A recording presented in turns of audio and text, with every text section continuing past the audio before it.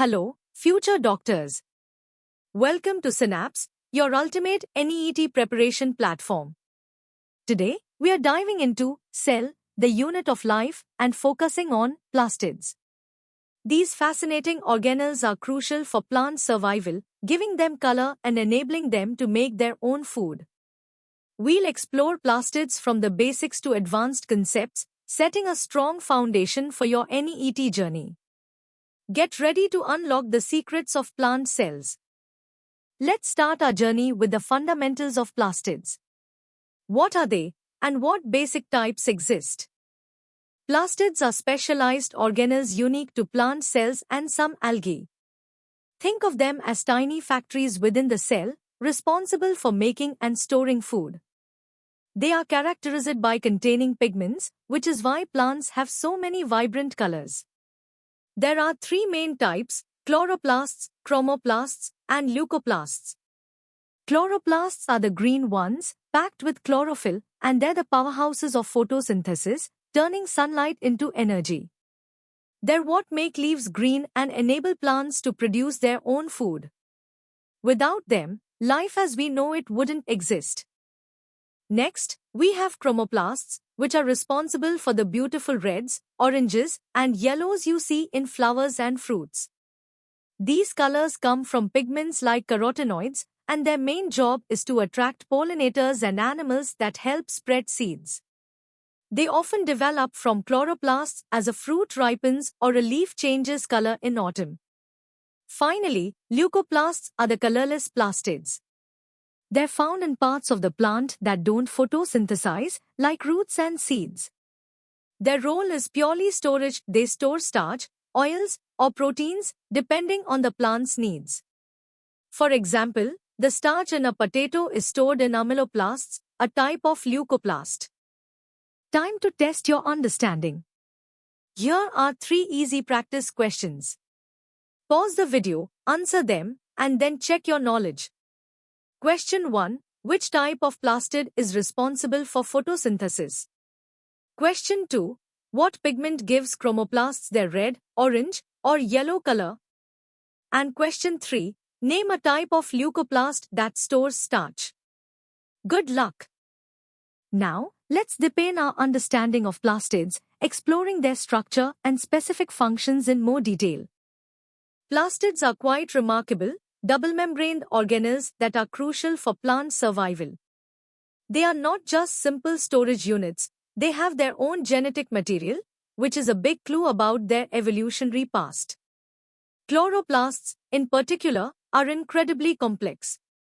They are typically lens-shaped and inside, they contain a sophisticated internal membrane system. This system includes flattened sacs called thylakoids, which stack up like coins to form structures called grana.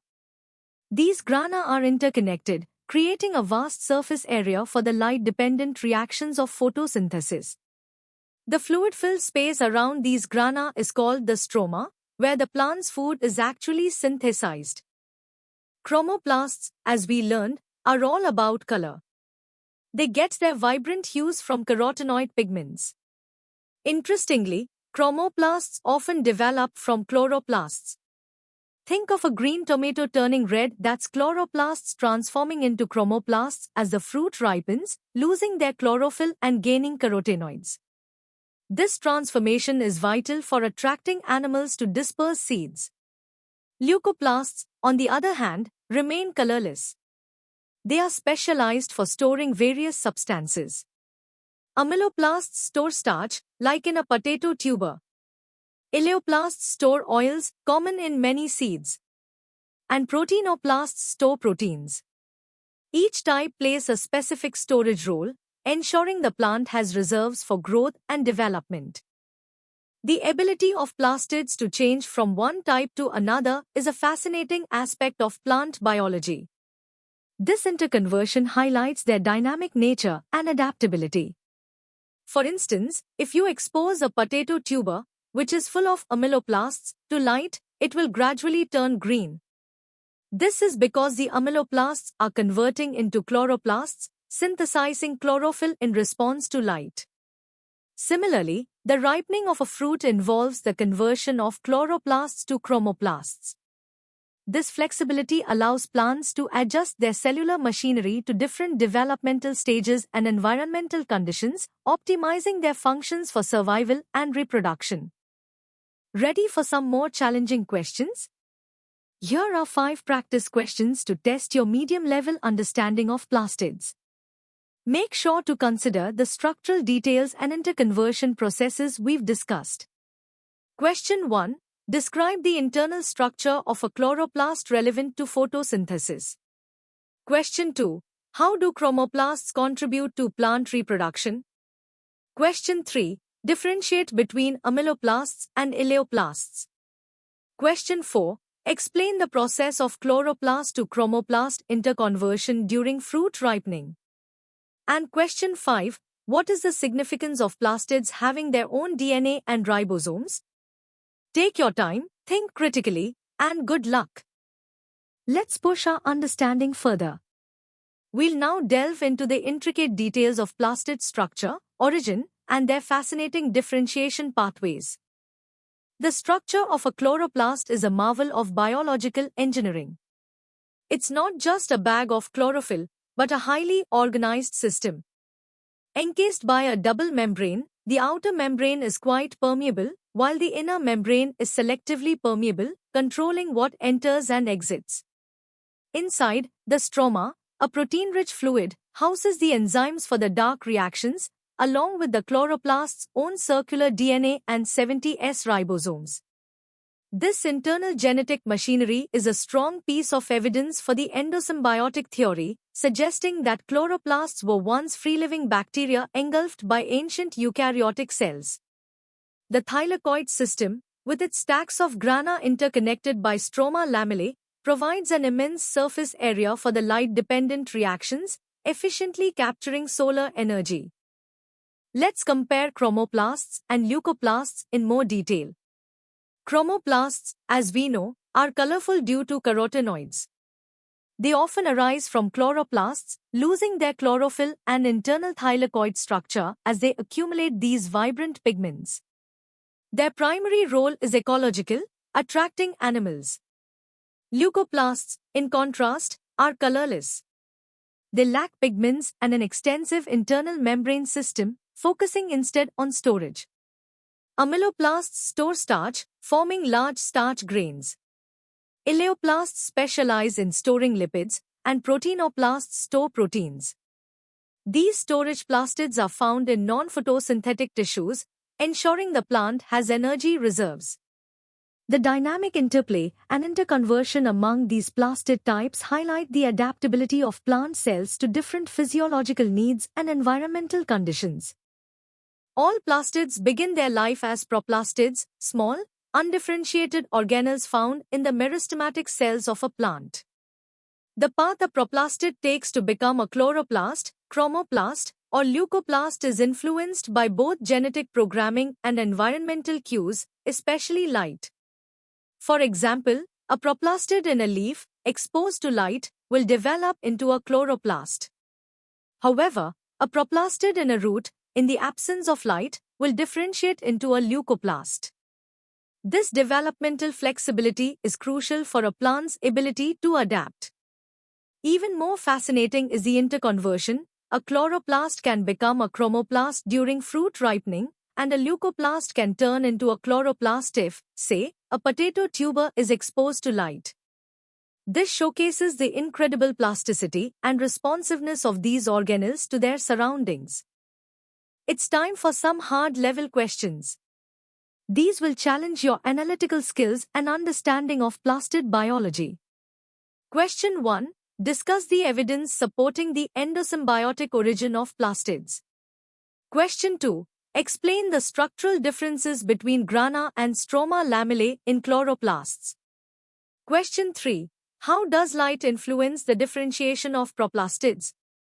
Question 4. Compare the functions of the outer and inner membranes of a chloroplast. Question 5.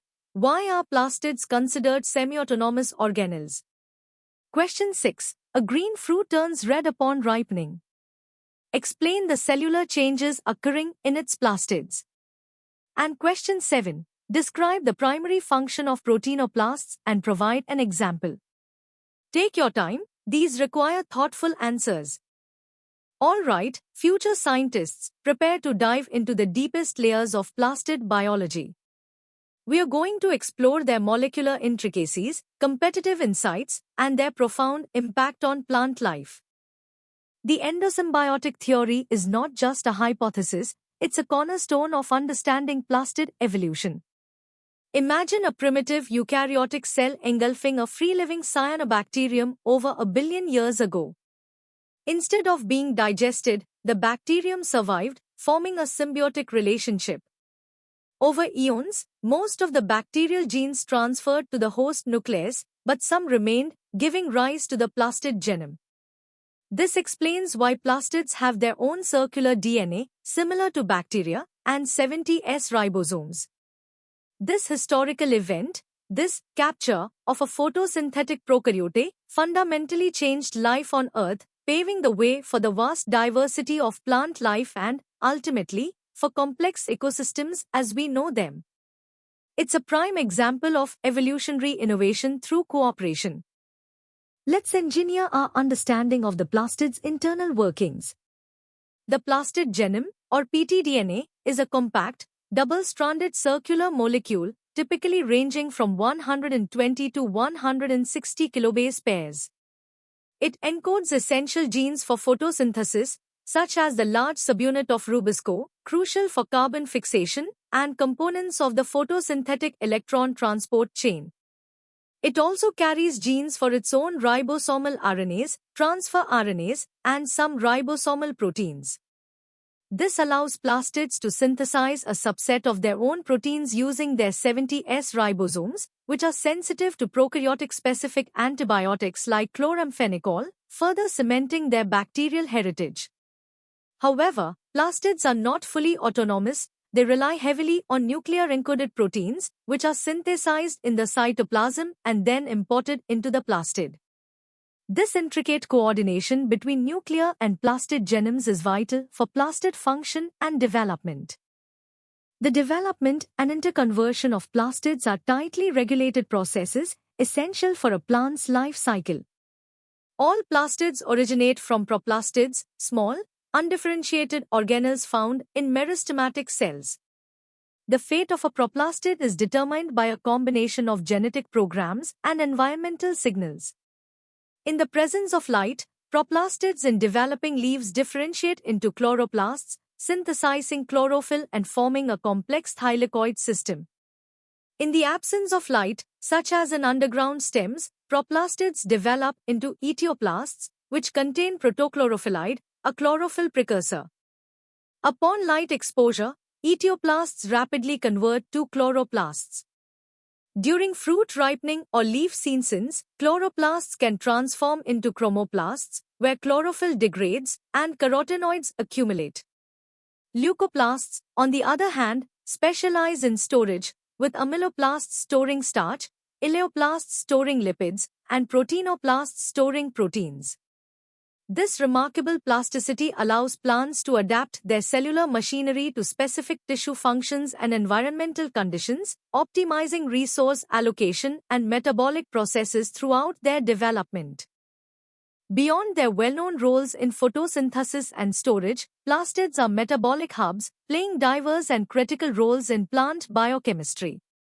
They are the primary sites for the de novo synthesis of fatty acids, which are then used to build cell membranes and storage lipids. Crucially, plastids are also responsible for the biosynthesis of a wide array of amino acids, including several essential ones that animals cannot synthesize. Furthermore, they house the MEP pathway, which produces isoprenoid precursors vital for the synthesis of carotenoids, chlorophylls, plant hormones like gibberellins and abscisic acid, and various defense compounds. This extensive biosynthetic capacity highlights plastids not just as energy converters or storage units, but as central factories for a vast array of molecules indispensable for plant growth, development, and interaction with their environment. Their legacy is literally the foundation of terrestrial life. Now for the ultimate challenge. Here are 5 hardest level questions to truly test your comprehensive understanding of plastids.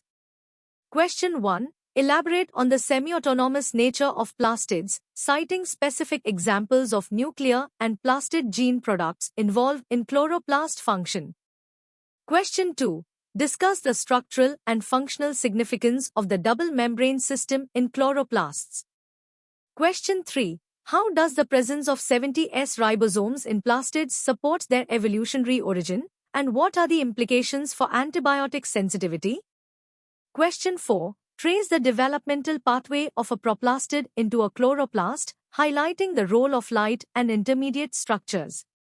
Question 5. Explain the metabolic pathways occurring within plastids beyond photosynthesis and storage, providing examples of key products. Good luck! These questions require deep thought. Let's continue with the remaining 5 hardest level questions. Question 6.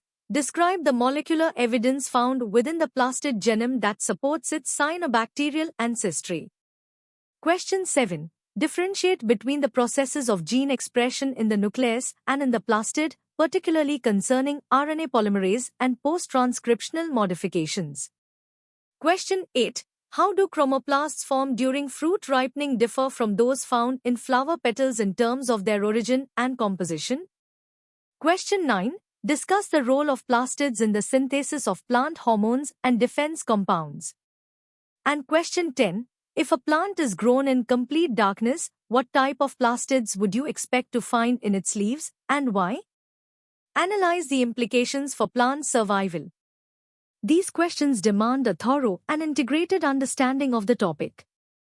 And that wraps up our deep dive into plastids. From their basic classification to their complex molecular biology and evolutionary significance, you've covered a critical topic for NEET. Remember, consistent practice and conceptual clarity are key to cracking this exam. For more such comprehensive content, practice questions, and expert guidance, visit synapse.omaps.in. Don't forget to like this video, share it with your friends, and subscribe to our channel for regular updates. Keep learning, keep growing, and keep aiming for excellence. See you in the next session.